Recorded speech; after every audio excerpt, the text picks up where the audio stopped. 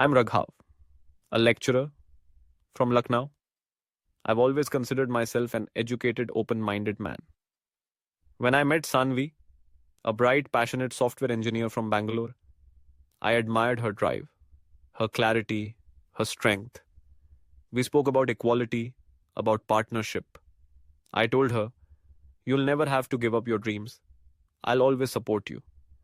At that time, I meant it. But marriage, as I soon realized, isn't just about words. It's about choices, daily, silent choices. After the wedding, Sanvi continued working full time. She'd come home exhausted, yet head straight into the kitchen. My mother disapproved. "What kind of wife leaves her husband's dinner to the maid?" she'd say. At first, I ignored it. Then I started agreeing, quietly. I never raised my voice at Sanvi, never insulted her, but I never stood beside her either. She asked for small things. "Can we split chores? Can we visit my parents this weekend?" I always had excuses. Work, timing, next time. She stopped asking. My silence wasn't neutral. It became a weapon. Slowly, I watched her confidence dim. She stopped smiling as often. Her eyes looked tired, not from work, but from being unseen. I thought I had done nothing wrong. But that was the problem. I had done nothing. And in a marriage, nothing can destroy more than anything. Sanvi's day started at 6 a.m. She prepared breakfast for the entire family. Then she rushed through the crowded Bangalore metro to reach her office, where she was leading a major software project.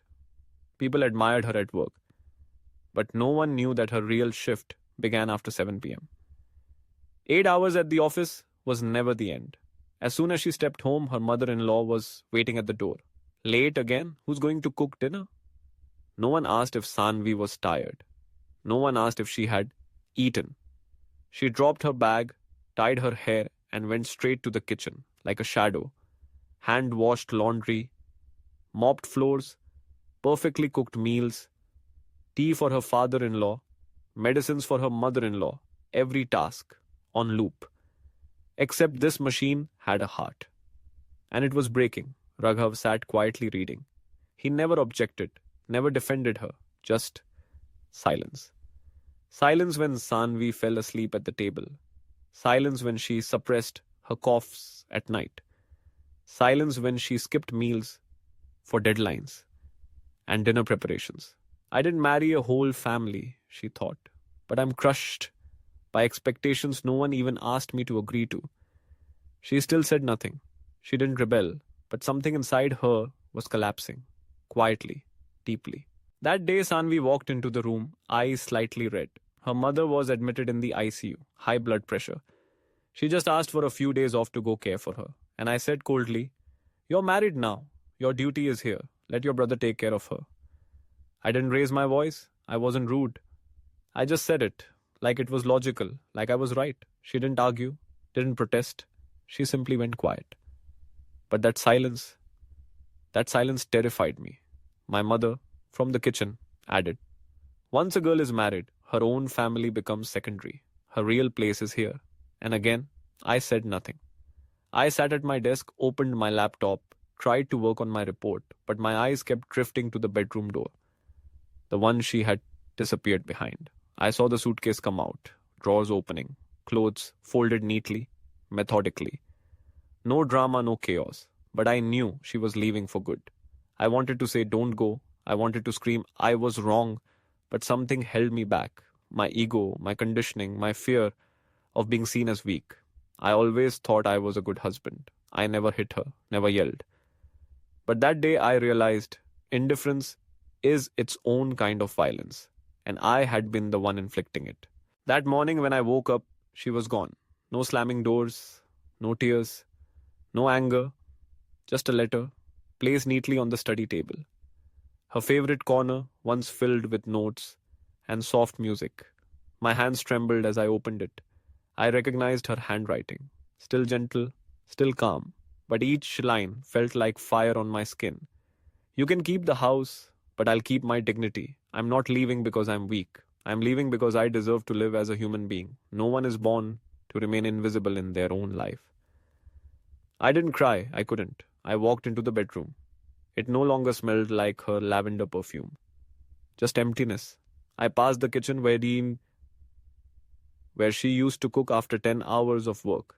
I passed the dining table where I had sat in silence while my mother's words pierced her dignity. I looked around the house. Everything was the same, but nothing was mine anymore. She didn't leave a house. She left behind a husband who once promised love and chose silence instead.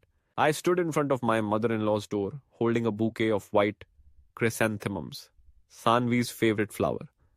My hands were trembling. My heart weighed more than my body. Each step I had taken to reach this house felt like walking through the fire I myself had lit. She opened the door. Her face froze, a mix of surprise, pain, and cold anger. "What are you doing here?" she asked, her voice as sharp as a blade but calm, too calm. I lowered my gaze. My voice cracked. "I've come to apologize. I've come to say that I failed your daughter, and I can't forgive myself for it." She didn't say anything, just moved aside to let me in. Inside, everything smelled of Sanvi. Calm, neat, strong, but delicate. I sat on the edge of the sofa like a student in front of a principal and began to speak. I told her everything, my silence, my cowardice, my blind obedience to my mother's every cruel word, the way I watched Sanvi break little by little, while convincing myself that it was normal that she would adjust.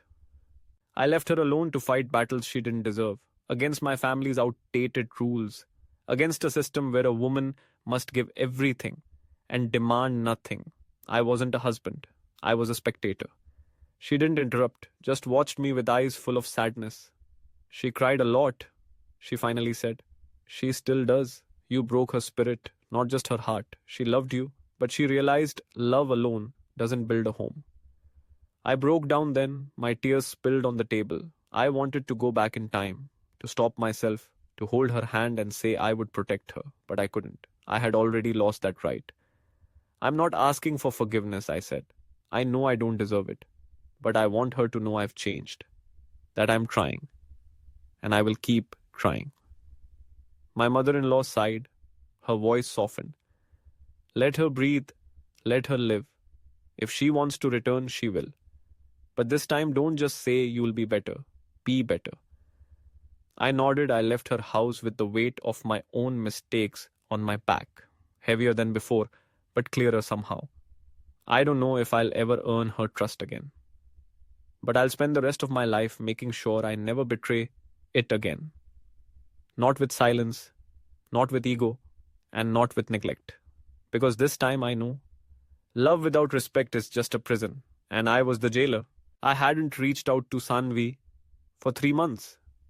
No texts, no calls, not even an excuse to check in. I only did one thing. I changed. I started cooking, not just to eat, but to understand the daily rituals she carried on her tired shoulders. I started calling my mother, not to listen, but to speak. You don't get to insult anyone, especially someone who once called this place home. I began writing confessions. I didn't send, just to read back and remember what I had done, who I had hurt, and how deeply. And then one day, I saw her at the same cafe where we had shared our last coffee before I left for a conference last year. She wore white. Her face looked calmer, freer. The exhaustion was gone, but her eyes still held a quiet sorrow. I didn't call her name. I just stood a few steps away. She saw me. We didn't say anything. Then she nodded, gesturing toward the empty chair beside her. I sat down, not with the hope of getting her back, but with the hope of saying, "Thank you for walking away." Because if you hadn't, I never would have learned what it feels like to lose someone who once meant everything. She didn't smile, but she didn't look away either. We sat together, not saying much. But the silence wasn't suffocating this time. I knew the old marriage might be gone, but maybe two new people, if honest enough, brave enough, could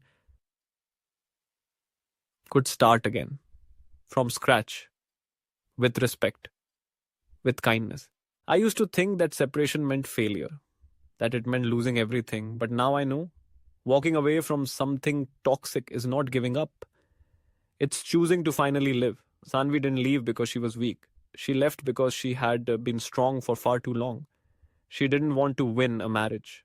She just wanted to be treated like a human being, someone who deserves rest, to be hurt, and to be loved without sacrificing her soul. And me, the man who let her break in silence, now wants only one thing: not to say I love you as an apology, but to live in a way that proves it. We didn't go back to what we were.